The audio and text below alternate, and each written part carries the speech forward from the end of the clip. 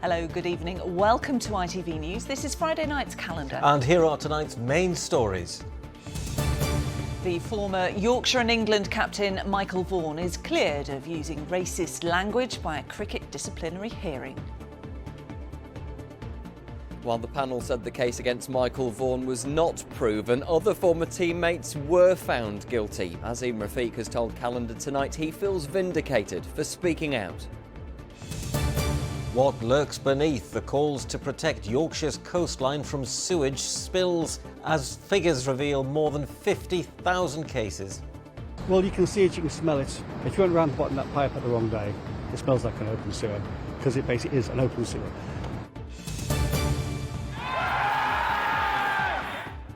King of the rink after more than 1,000 games for the Sheffield Steelers, captain Jonathan Phillips finally hangs up his skates. What are you going to replace it with? I don't know yet. I don't yet. Definitely not golf. I hate golf. Welcome to the park, everybody, on my last day. There you go, free ice cream, enjoy. Thank you. And staying with ice, well, ice creams anyway, they were free all day as this van did its final shift at Roundhay Park after 25 years.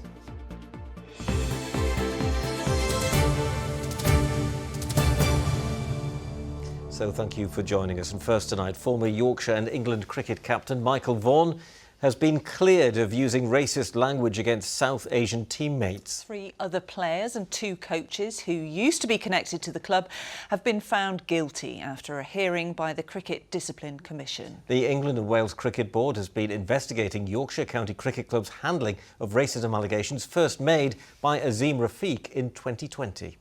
Well, Michael Billington has been at Headingley for us, and Michael Vaughan has always denied using racist language, hasn't he?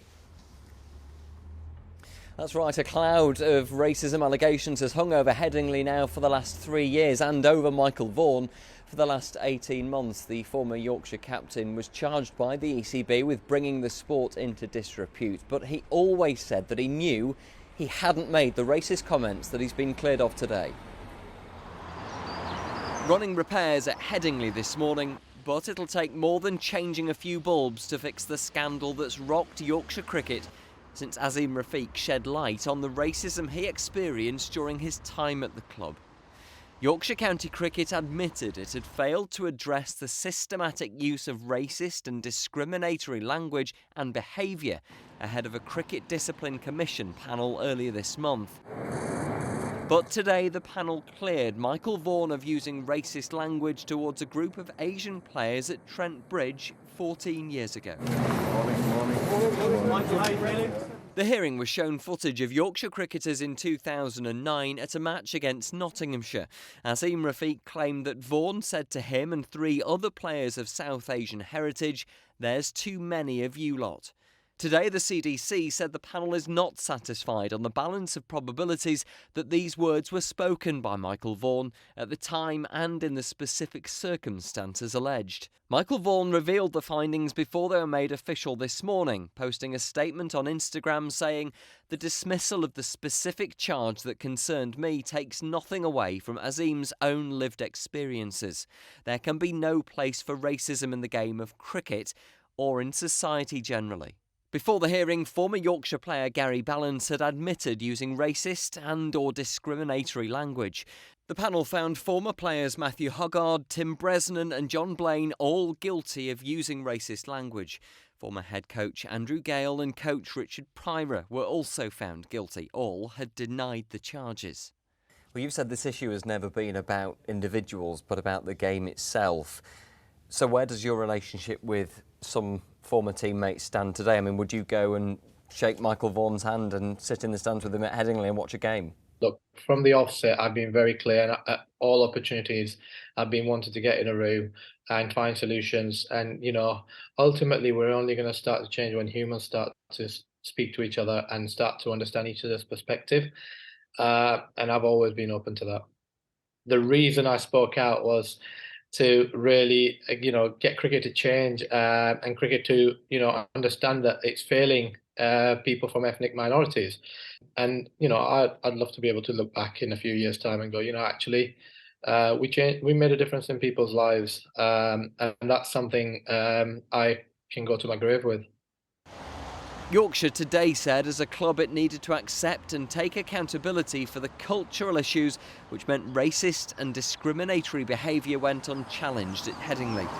Azim Rafiq says he hopes institutional racism can now be ended for good. It's time, he said, to reflect, learn and implement change.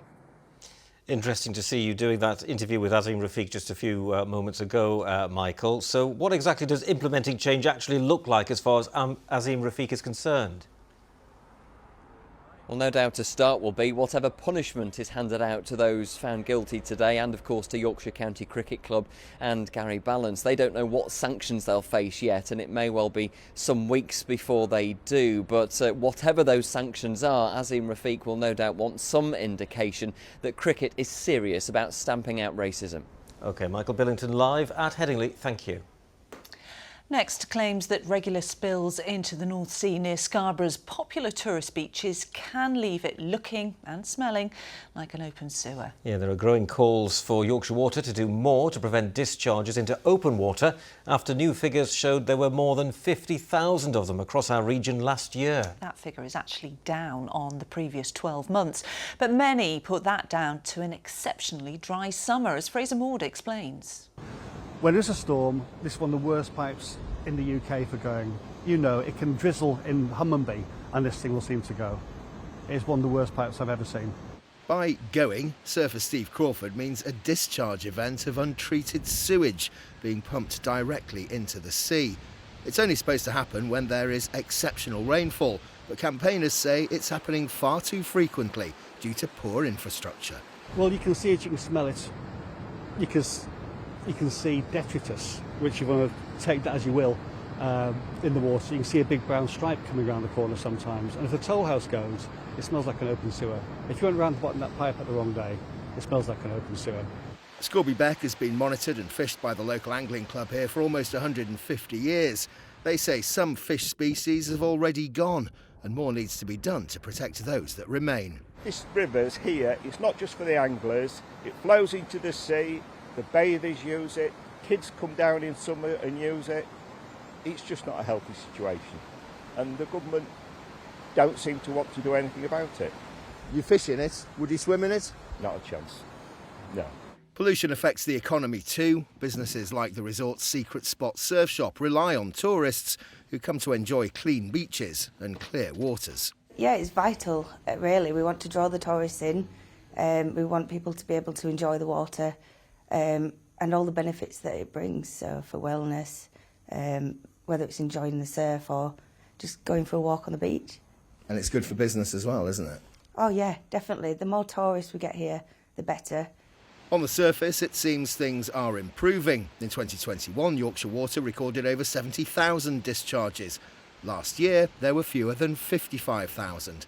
That meant there were over 400,000 hours of discharges 2 years ago, compared to less than 250,000 in 2022. But it might not yet be cause for celebration. These figures relate to discharges that happen during periods of heavy rainfall, and 2022 was one of the driest years on record. Yorkshire Water says it is investing heavily in tackling the problem. You know, we're really pleased that 2022 has seen an improvement and a reduction in both the frequency of storm overflow activity and the duration of storm overflow activity, but we do recognise that there's more that we need to do in order to continue to improve and ultimately significantly reduce storm overflow activity. The hot weather that brought tens of thousands of tourists to the seaside last year may seem like a distant memory on a grey day like this. To keep them coming back, the water here needs to be clean and inviting. Fraser Maud, ITV News, Scarborough. Looks a bit chilly at the coast, doesn't it, today? We'll have more on that from Kerry later. Thank you for watching Friday's calendar. Still to come on the programme tonight. In sport, the Iceman cometh after an incredible 1,000 games at the Sheffield Steelers. What's next for super skipper Jonathan Phillips? And by 2 o'clock this afternoon, there was nothing to see out towards the coast for Synth Everett. A very cloudy and damp day across the region today. What's in store for the weekend? Full forecast a little later on.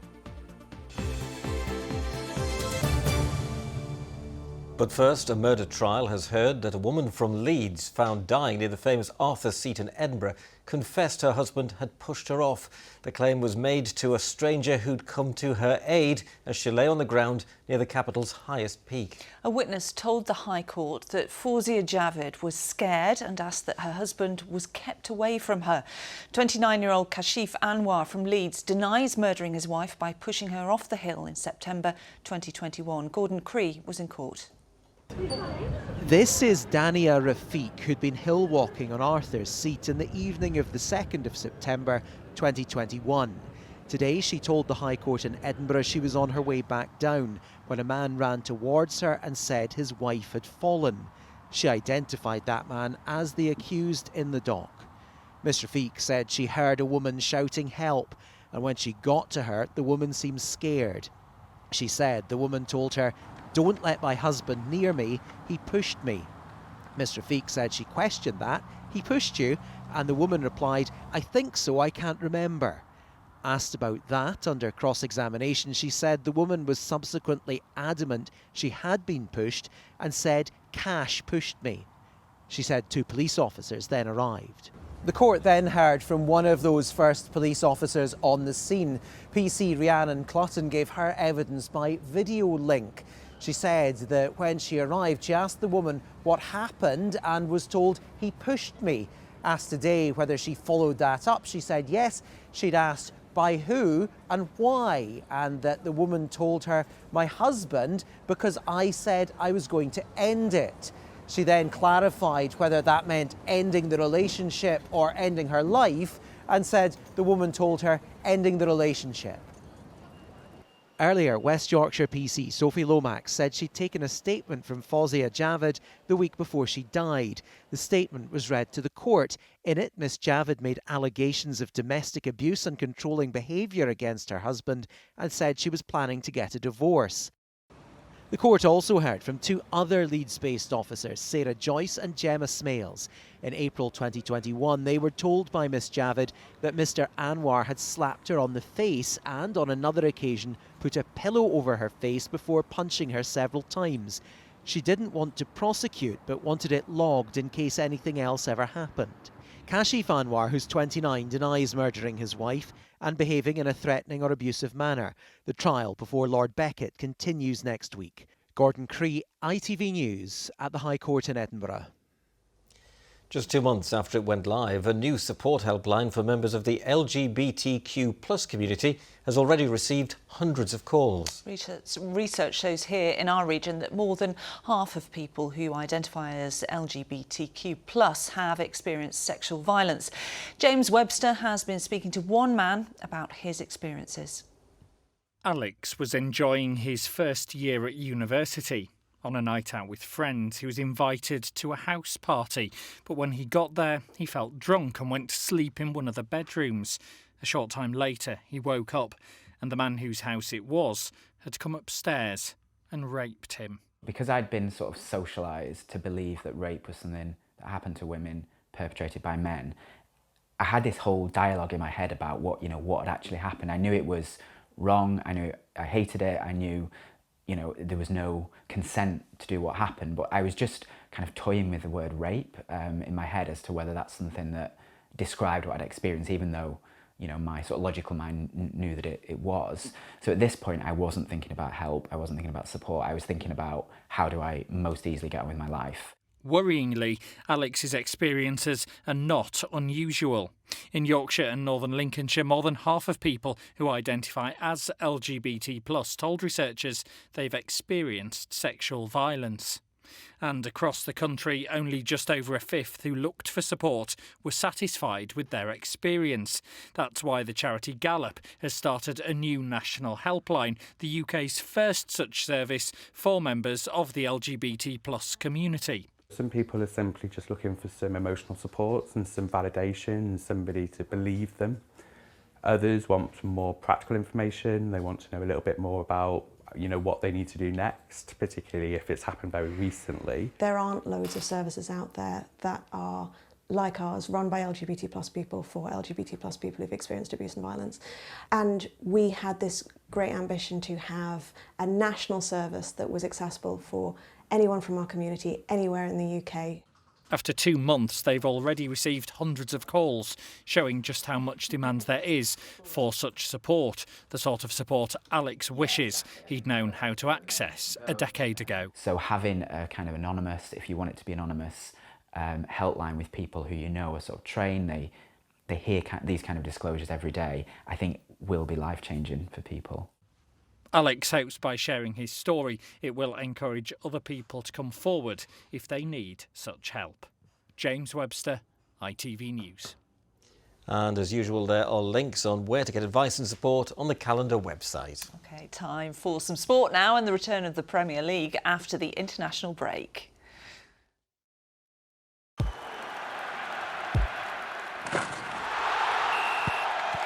Xero Accounting Software sponsors ITV Regional Sports Report.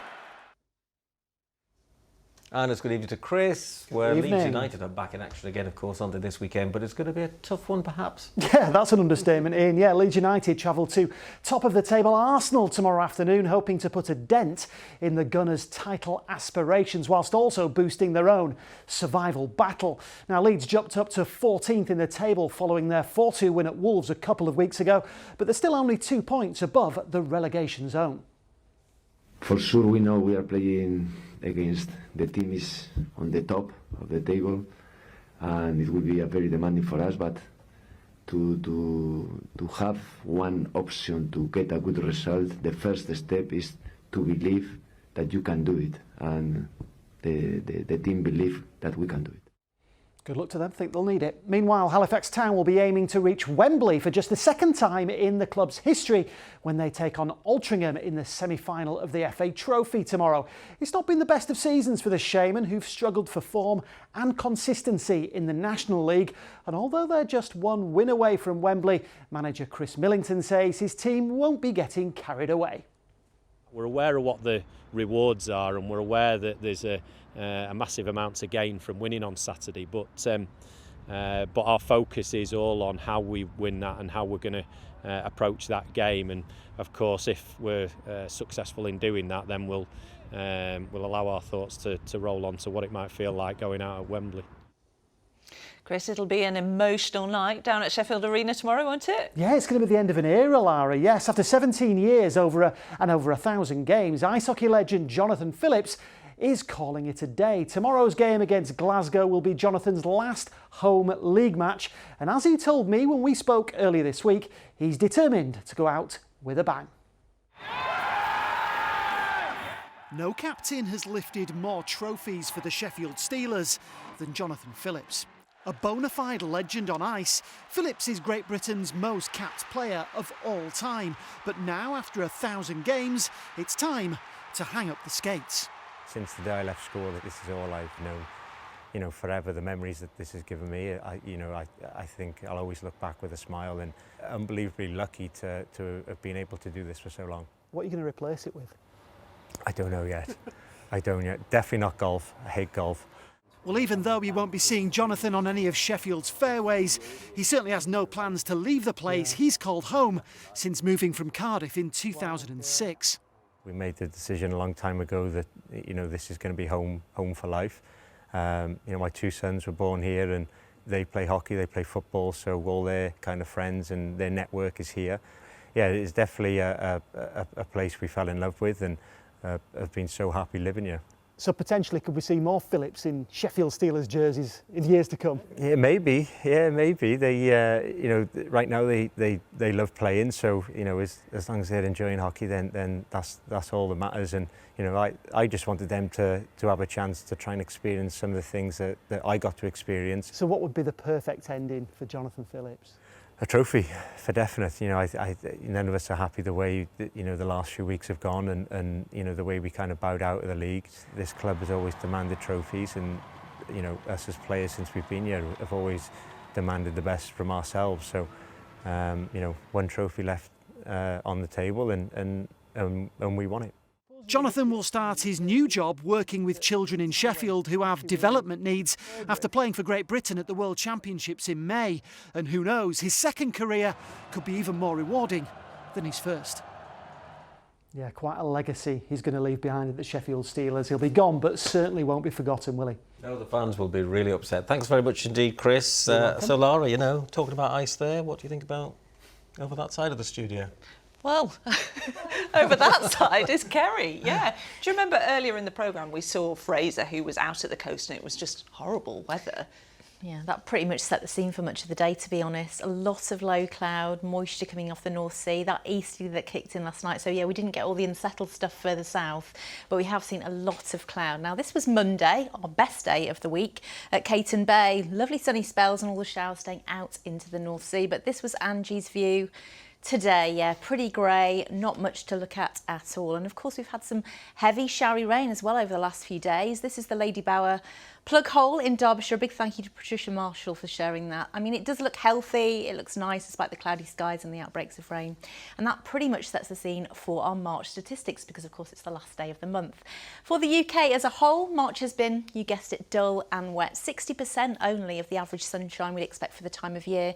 And for the whole of the country, 180% of the average rainfall. For us, if I show you the sunshine and the rainfall maps, you can see that we're grey, so white would be average on both counts, but we've gone very grey, so pretty dull. In fact, parts of South Yorkshire, I think, only had 75%. And then for the rainfall, of course, if we were white, would be average. We're not brown, which has been common over the last year. We're blue, and I think parts of South Yorkshire once more were the wettest places with 192% of the rainfall. So, yeah, we need the rainfall. We've had a very dry past year, but I could do with a little bit of sunshine, couldn't you? For it to just stay here and stick around for a bit as we're heading into the Easter I would love it. Well, I'm going on holiday next week to the coast, and I'd like it to be sunny. I know. Well, we have had some sunshine. This was beautiful Fountains Abbey. Steve Davey travelled further north to get this great shot. A big thank you for sharing. And also Wakefield's Gavin Sheesmith travelled further east. So, yeah, any of your travels over the next couple of weeks, please send in your photos, weather photos at itv.com. Oh, and have a lovely time in your caravan in Skegness, won't you? Thank you. I'll send you a postcard. Now, Ian, on a day like today, what would you be doing of an evening? I can guess. Well, after today, after a long week, I shall be relaxing with a glass of wine, no doubt. I thought you might be. But I'll tell you what, I wouldn't be doing. Well, I wouldn't be going to the park on a day like today and having an ice cream, but some people have been doing just that to say goodbye to a very special ice cream man. Yes, Ian Smith has been selling the frozen confectionery for a quarter of a century at Roundhay Park in Leeds, but today he hung up his scoop and Helen Steele went to see him. If you're wondering what attracts such a big queue on such a wet and miserable day... Welcome to the park, everybody, on my last day. There you go, free ice cream, enjoy. Yep, that'll do it. Ian Smith has been serving ice cream here for 25 years, and today he'll be serving his last. Here you go, darling. Mr Whippy is as entrenched here as the playgrounds, as the trees, you know, as the lakes. I mean, you've been here so long, and I think... Locals couldn't let him go without a send-off. Hip hip. Hooray! Thank you very much. Thank you. But it's not just about the ice cream. Everyone comes, and sometimes if he's not here, it's like, oh, Ian's not here. Like, why? She had her first ice cream here when she was like a baby, probably sat over there. And now you've had his last? Yeah, no. One summer day, I had a group of school children from a school in Chapel Allerton, and Ian said, are they with you? And I said, yes. He said, would they like an ice cream? And the whole lot of them got an ice cream for nothing. So Ian, my impression of an ice cream man was you come in the summer, do a few hours, and then pack up for winter. How wrong was I? No, in the ice cream business, you have to work all year round. We probably work 330 days a year, and in the summer we work from 7 in the morning, and we don't finish till 10 o'clock at night. It's long days, and you work all through the winter. What have been your favourite moments from being at the park, do you think? We've got some OAPs who'll come on the morning, they chat to us. We might be the only point of contact they have in the day, so it's not just we're there just to sell ice cream. Ian's family has in fact sold ice creams at Roundhay and across Yorkshire since the 70s. Ian has been working in the vans since he was 8. Today's gathering was organised by the Friends of Roundhay Park, who made sure Ian had something to remember his time here by. Do you think he's the first ever ice cream man with a plaque? I think that Ian is probably the first ice cream man with a plaque, an amazing plaque. I hope you got close up. After around 8,500 days parked up here, it's almost time for Ian to pack up. Almost. Now, Ian, I'm not being funny, but I've heard a lot of chat of free ice cream. Any for me? Yes, sure. You can have the very last one we will be serving at Roundhay Park. Amazing. Thank you so much. This is why I really came. Helen Steele, ITV News in Roundhay Park. Oh, did she get a flake? I don't know. Hope Happy so. retirement to Ian. I'll forgive him for once shoving an ice cream in my face, actually. You probably deserved it. Here's Kerry with the weather. Good visibility on the horizon. TUI sponsors ITV Yorkshire Weather. Hello again. Some brightness around the region today and definitely an improvement expected throughout the weekend. But yes, a lot of low cloud, showery outbreaks of rain and drizzle and little in the way of blue sky in the skies above during the course of today. Now, as we head through into the weekend, the area of low pressure that's brought unsettled weather in the easterly will retract as we head through into Sunday, and high pressure starts to build, and actually that high is nearby at least until the end of Tuesday, so a few settled days Sunday through to Tuesday. In the meantime, overnight tonight, a lot of cloud remaining, showery outbreaks of rain, some of which will be heavy, especially out towards the coast for a time, and then pushing southwards, but leaving generally a lot of cloud around, a damp feel to things, nothing too chilly, and still that nagging northerly, especially out towards the coast. A big thank you to Kenneth for this great shot, 6:40 and 7:41 are your sun times as we head into the weekend. So tomorrow is probably the cloudiest, the dampest, the most miserable of the days. We are expecting it to be similar to today, although maybe not quite as much rain as we've seen. There's a spell coming from east to west during the second half of the day, so early brightness replaced by cloudier skies. Rain and drizzle around, temperatures struggling to get to average, and that keen and cold northeasterly breeze affecting the coastline once more. But as we head into Sunday, drier air, so we're expecting a bit more in the way of sunshine, lighter winds, and it will feel a little more pleasant in the sunny spells, just trying to get to average 10 or 11 Celsius. And we stay fairly settled Monday and Tuesday. Temperatures around average with light winds by day, but some chilly nights to come too. TUI sponsors ITV Yorkshire Weather. There you go, and for that first full week of April, actually, for the Easter holidays, it does look more settled, certainly, than the last week of March, for sure. Good to hear. I'll be eating ice cream on the coast and you'll be working. Lovely week off, won't you? Thank you. Happy I Easter will. to you. That's all from us. Have a good evening. See you next week. Bye-bye. Thanks for watching. Bye-bye. Bye.